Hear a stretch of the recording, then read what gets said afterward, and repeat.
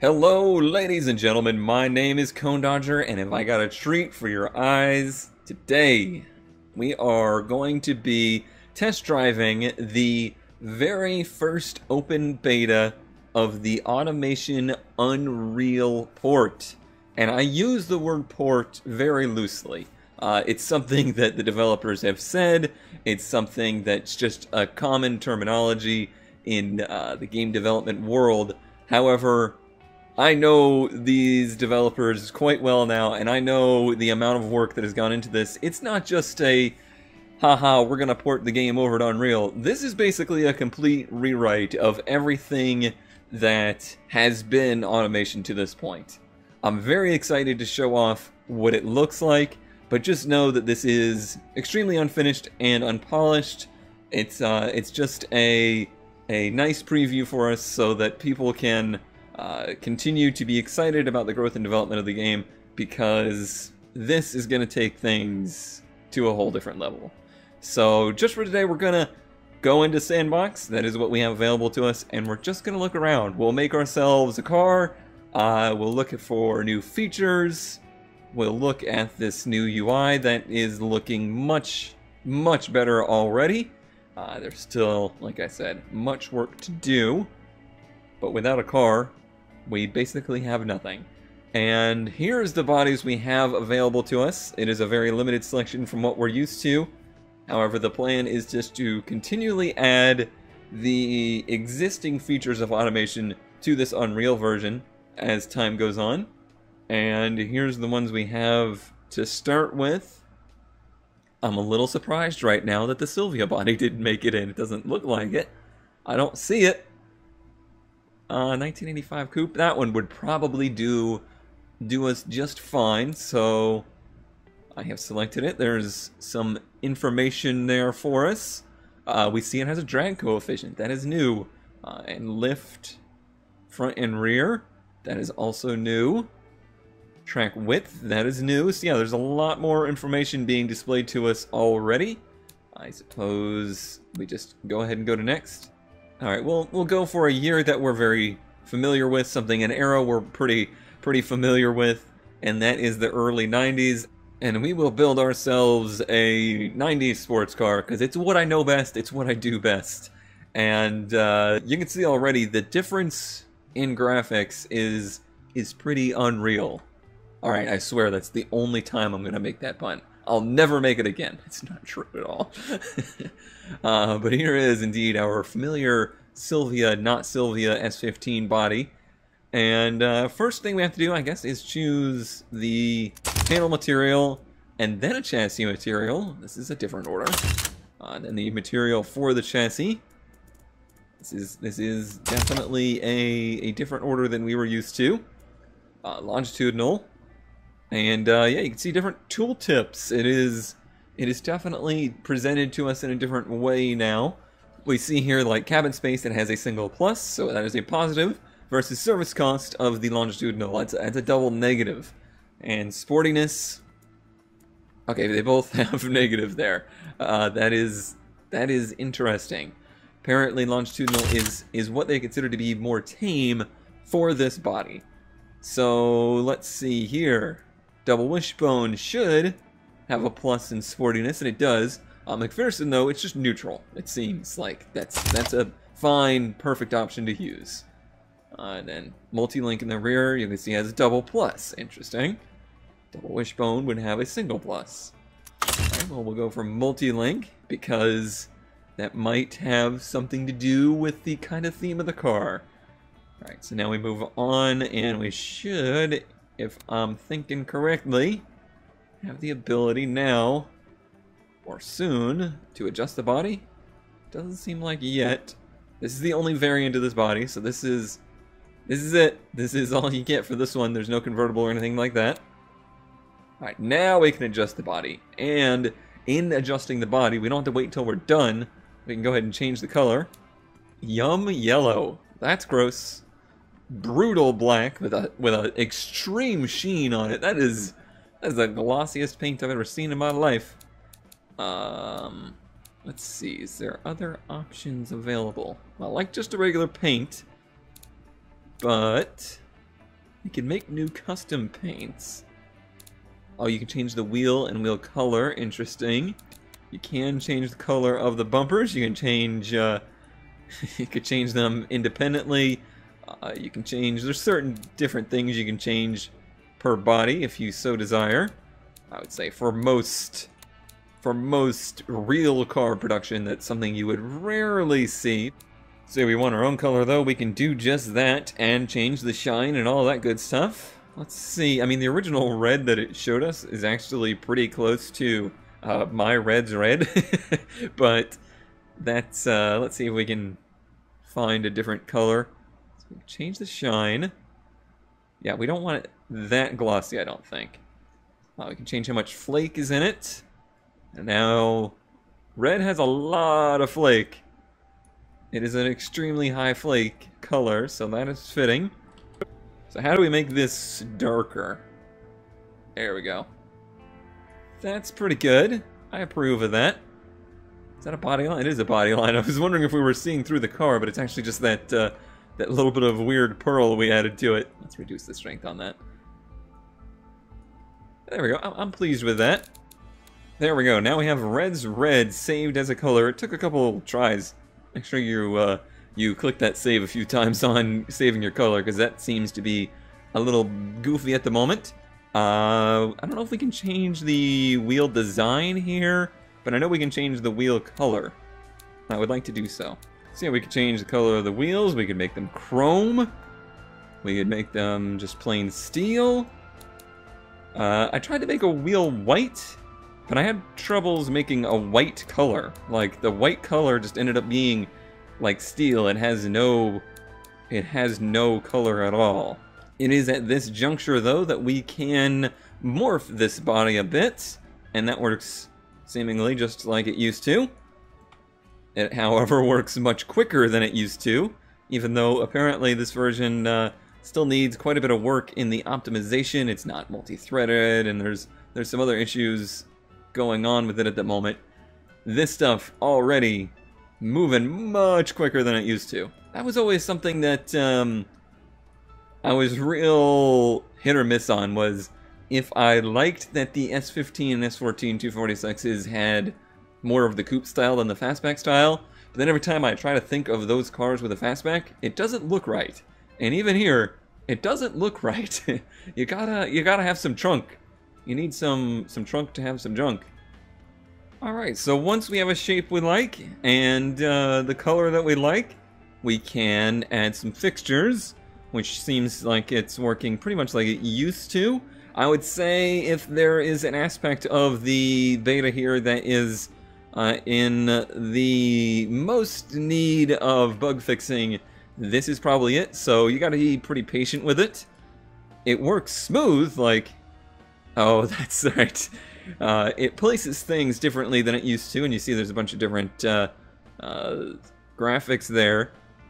But it does morph the fixtures much better automatically, instead of you having to do most of the legwork on that.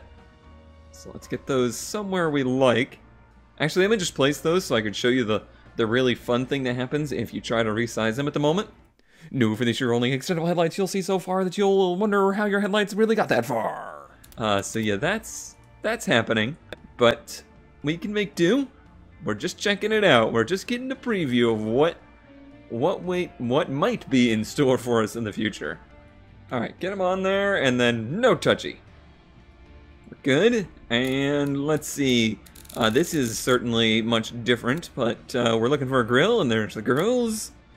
These, I think we can't modify these at the moment either. Oh, and you can see there's one of the big changes. No longer are fixtures necessarily symmetrical. Heck, you could put a grill on the side of the door if you so desired. I, of course, like my symmetry in my car design, though, so we will do that. And then, because I can't widen that out at the moment, let's do some vents to the sides. Maybe this way. I actually don't quite like that one. Maybe this one. Yeah, that's a little bit better. Not my favorite look, but we're making do. We're making do. We have lips, just like before. But again, these are now much more... Yeah, let's maybe not. Oh, there it goes. It is changing in size, I think. It's just representing it weird. No, we'll skip the lip for today. We're just trying to get the basics. We're getting a look at how things will look. Door handles apparently very much so work in progress. But here's one that looks like it's ready to go. There are new details like fuel caps. That's something we never had before because we couldn't be asymmetrical. Therefore, it was something that just wasn't part of the game. How's about some taillights? Oh, I didn't put indicators on the front. That's probably not advantageous. What do these look like on here? How's it gonna... Oh yeah, wrap around the bumper like that. The taillights actually look quite a bit different. Definitely still having some troubles morphing in. So let's try this guy. That might be a little better. Now these are a little bit more modern than the era of car I was aiming for, but that's okay. So instead of using grills, we now actually have number plates, although that's a little on the small side, hopefully. Hey, something that resized! There we go! One of the things has resized correctly. We're making progress. What's an aerial? I don't understand. Is this a font? What are we looking at here? Oh, it's like a shark fin. It's like an antenna. Oh, maybe that's what they call them in New Zealand and more developed countries than America. Alright. That's a new detail. We still have badges, but I don't believe there is any to choose from yet. Alright, a basic car design. Extremely basic, but very pretty. It's very pretty. Could use a little anti-aliasing, which I didn't even go through the options to see if we have that available. But certainly worlds different than what we were used to. Now, let's look at the engine stuff. So in the engine shop itself, this is the dyno room, the engine shop. It all looks really fantastic. And this machine is remotely controlled and may start without warning. Well, that's going to be very interesting because there's no engine there yet. On the engine block, we have inline 3, 4, 6. We have V 60 degree 6, 8, and 12, and V 90 degree 6, 8, and 10. So the V10 is our new engine choice here in the open beta, but the 60 versus 90 is new to us altogether. That adds a whole new level of complexity, soon to have the ability to do flat engines as well. Well, since it's new, and I love me a Viper, we gotta do a V10. We have to. Up at the top right, we have front-wheel drive, rear-wheel drive, 4x4, and all-wheel drive. That is so you know properly if your engine is fitting in the car or not. As of now, it looks like our 6-liter V10 is fitting.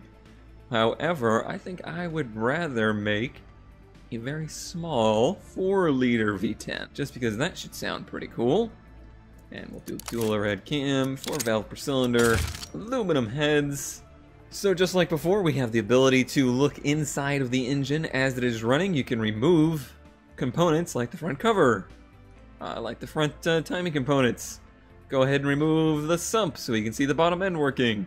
We can remove the rocker covers. We can see the valve train working. Let's see, we shouldn't need too much of a massive torque-bearing crank. But then we'll probably need some pretty beefy conrods because I want this thing to scream like many thousands of RPMs. Let's do lightweight forged. It's so nice just building willy-nilly. We've been doing light campaign stuff forever, and it's a very different world being restricted. Looks like no VVL, maybe just not on the V10s as of now. I'm not sure, but we can do VVT all cams. 10.3 to 1. We can do turbos on V10s. But I want to make this thing a screaming, slightly larger than F1 style V10. Ejection, multi-point, throttle per cylinder. We gotta have that. What is that under? What have I disabled that is not showing that? Perhaps just because I have not chosen the intake yet? Ah, yes. Oh, yes. This is probably some of my favorite new bits of detail is the different intakes and configurations of intakes. They are just very, very pretty. See, there's completely different looks for performance, for race, standard. We'll go for performance, throttle per cylinder, which looks like that, which is pretty amazing. Actually, I think I like the way the twin one looks. I like the way that looks right there. I'll run on ultimate, so we have to worry about basically nothing. Can we hit 10,000 RPM? Possibly. I'll definitely need to give it more cam. Whoop. A lot more cam. And just exhaust. Let's do long tube, spaghetti, and then high flow. We'll do a straight through muffler. We'll be reasonable. And instantly, we already have a dyno chart in front of our eyes, and we have the new system of telling you how you're screwing things up. So look at the difference here. It's not telling us just, you know, a variant color of, hey, this aspect is bad or not. It's saying we're losing 61% of our reliability. The crank is having RPM issues beyond 7,600 RPM. The connecting rod's beyond 8,100 RPMs. The piston's at 8,900 RPMs. And it's valve floating so bad that it actually explodes. So, I think our 10,000 RPM dreams might not happen. But if we bring that down to a reasonable level, now you can see we're still exceeding the connecting rods a little bit, losing 7%. And the crank, 18%. But we can go back and say, alright, but what if we used a forged steel crank? Well, now everything's fine. Everything but the connecting rods, and that's basically just a engine size restriction. We would need more cam profile to use all of that RPM. So odds are we need a lot more exhaust tubing here. Oh, let's do dual exhaust. That would help. That would help a bunch. Alright, so that seems to be our sweet spot right there, the 2.5-inch exhaust. I must have that set wrong. I don't know millimeters for exhaust tubing, but it actually does tell us here in the exhaust diameter that it's 2.5. So thanks for saving me, developers. Thank you for saving me from myself. Alright, so seems like our engine is in pretty good working order now. If we had more engines, we could click here to compare different engines. We can hold the engine just like we did before and do revisions on it. But currently 427 horsepower at, what about 7,600 RPM? And this graph is variable now. You can see the horsepower and torque at different points of the graph. So that's pretty neat and helpful. So these values all seem kind of similar to before, but now just presented in a little bit more logical way. So yeah, like our fuel economy of a percentage, that's just like it used to be. So 14% is actually not terrible. It's not great, but it's not terrible. Alright, if we run the automatic test here, I think I might see a little bit of a bug. It's limiting it to 5,500 RPM. Or the tech is just wrong. No, I think it definitely limited it to 4,500 RPM, or 5,500 RPM.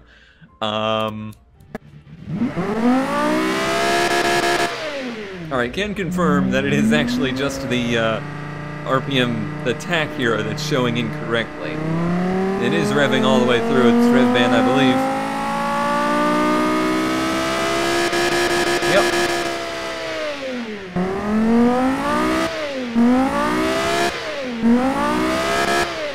And it sounds just fine. Oh, what is this? This is new. Interesting. Interesting. Is there more? Oh, this is this is unexpected. I don't know what I'm reading. Okay, I see. So you can see we're well out of efficiency range there. Well, this is a surprise. More graphs, always better. Cool. All right. Sounds just fine to me too. Sounds just fine. Pretty V10-y. Could use a little bit more whale, I think, and not like the kind in the ocean. There you go. There's the full view of everything working.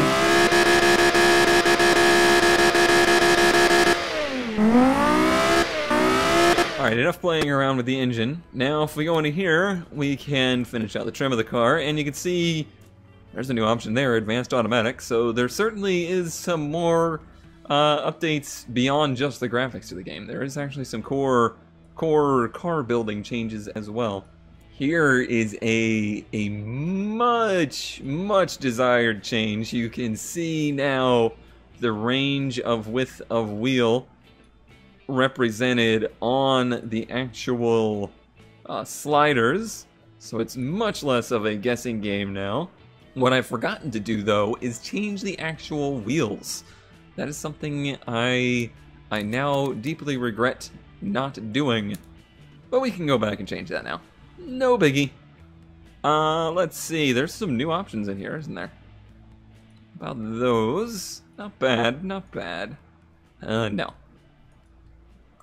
Plane 5. There we go, that's the look. Now, I think we'll go with those. Those seem to be the most fitting for it. Now we can go back to the car. 16 seemed to fill it out pretty well, and we put some offset front and rear to try and fill out those wheel arches. Let's get those front ones in a little bit, actually. So a huge offset in the rear, just like everybody likes these days. Get on, kids.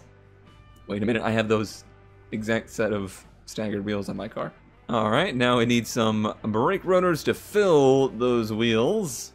And, you know, stop the car. You know, that's mildly important too, I suppose. Standard gas monotube, passive sway bars. We'll go for a sporty setup, but we gotta get rid of some pretty nasty oversteer here. We're getting our scores, so that all works. Like, you can see it's competitiveness in categories. Alright, so we've got an interesting little handling graph here. So we flirt with oversteer just a little bit, and then it snaps to understeer, and that is the preferred way to have a car, to be honest. Looks like there's more graphs to be offered here as well. Okay, this is for the braking grip, because I do suppose that would change with your... Oh, you can look through all the graphs here. Oh, well, that's cool.